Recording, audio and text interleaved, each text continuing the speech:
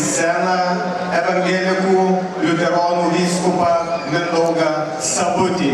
Paplokite.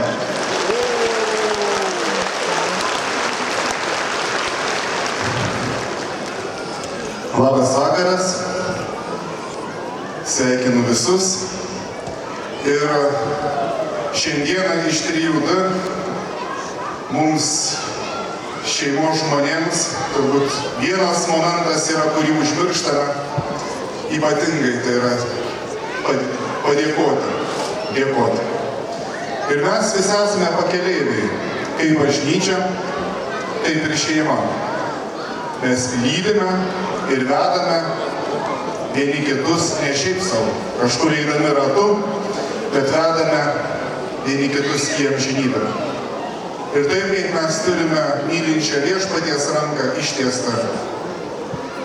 Ir ją galime sugriebti ir jinai mus veda. Taip Dievas dovanoja mums kiekvienam ranką ir širdį, kur yra šeimoje.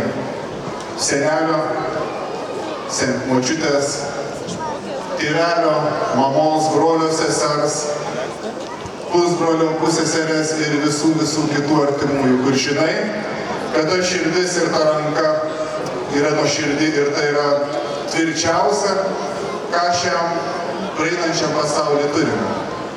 Todėl išmokime džiaugtis ir dėkoti jau dabar Dievui, kad turime vieni kitus, kad turime savo namiškius. Ne tuomet, kada kas atsitinka, bet čia ir dabar.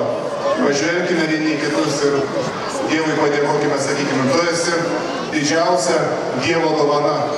Ir branginkime savo šeimų narius, nes šis gyvenimas trumpas, nueiti reikia gerą kelio galą, už tai saugokime, nes tai yra tai, ką turime atėję iš Dievo širdies.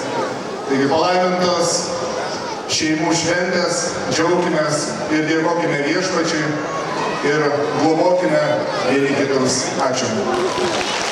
Ačiū Jums labai.